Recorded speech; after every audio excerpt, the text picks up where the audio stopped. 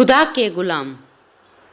इब्राहिम बल्ख के बादशाह थे। सांसारिक विषय भोगों से उबरकर वो फकीर का सत्संग करने लगे। बियाबान जंगल में बैठकर उन्होंने साधना की। एक दिन उन्हें किसी फरिश्ते की आवाज़ सुनाई दी, मौत आकर तुझे झकझोर करे इससे पहले तू जाग जा। अपने को जान ले कि तू कौन है और इस संसार में क्यों आया है। यह आवाज़ सुनते ही संत इब्राहिम की आंखों से आंसू की धारा बहने लगी।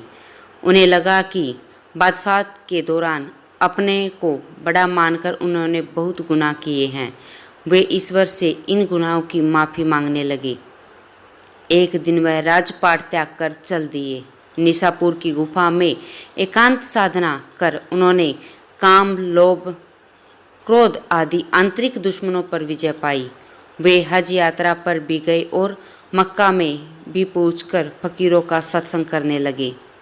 एक दिन वो किसी नगर में जा रहे थे, तभी चौकीदार ने पूछा, तू कौन है? उन्होंने जवाब दिया, गुलाम। इस चौकीदार ने फिर पूछा, तू कहाँ रहता है? तो इस पर जवाब मिला, कब्रिस्तान में।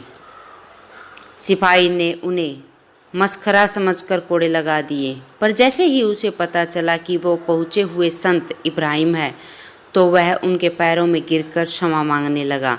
तो संत ने कहा, इसमें आखिर क्षमा मांगने वाली क्या बात है? तूने ऐसे शरीर को कोड़े लगाए हैं जिसने बहुत वर्षों तक गुनाह किए। कुछ अक्षण रुककर उन्होंने कहा, सारे मनुष्य खुदा के गुलाम हैं और गुलामों का अंतिम घर तो कब्रिस्तान ही होता है। मौत का भय। पुराणों में कहा गया है कि जो जन्म लेता है उसकी मृत्यु निश्चित है, इसलिए मृत्यु से भयभीत होने की जगह सत्कर्मों के माध्यम से मरण को शुभ बनाने के प्रयास करने चाहिए। जैन संत आचार्य तुलसी एक बौद्ध कथा सुना करते थे कि एक मछुआरा समुद्र से मछलियां पकड़ता और उन्हें बेचकर अपनी जीविका चलाता।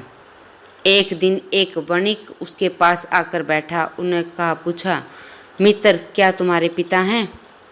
तो उसने जवाब दिया, नहीं, उन्हें समुद्र की एक बड़ी मछली निगल गई। उसने फिर पूछा, और तुम्हारा बड़ा भाई? मछुआरों ने जवाब दिया, नौका डूब जाने के कारण वह समुद्र में समा गया। वणिक ने पूछा, दादाजी, चाचा जी की मृत्यु कैसे हुई?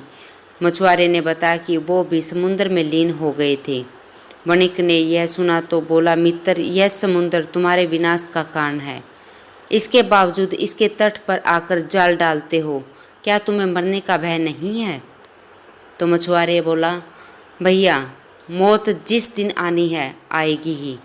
तुम्हारे घर वालों में से दादा, परदादा, पिता में से शायद ही कोई इस समंदर तक आया होगा, फिर भी वो सब चल बसे। मौत सबको आती है, कैसे आती है यह आज तक किसी को पता नहीं चला।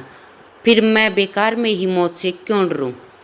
भगवान महावीर ने कहा कि यानी मृत्यु किसी भी द्वार से आ सकती है, इसलिए आत्मज्ञानी ही मौत के भय से बचा रह सकता है।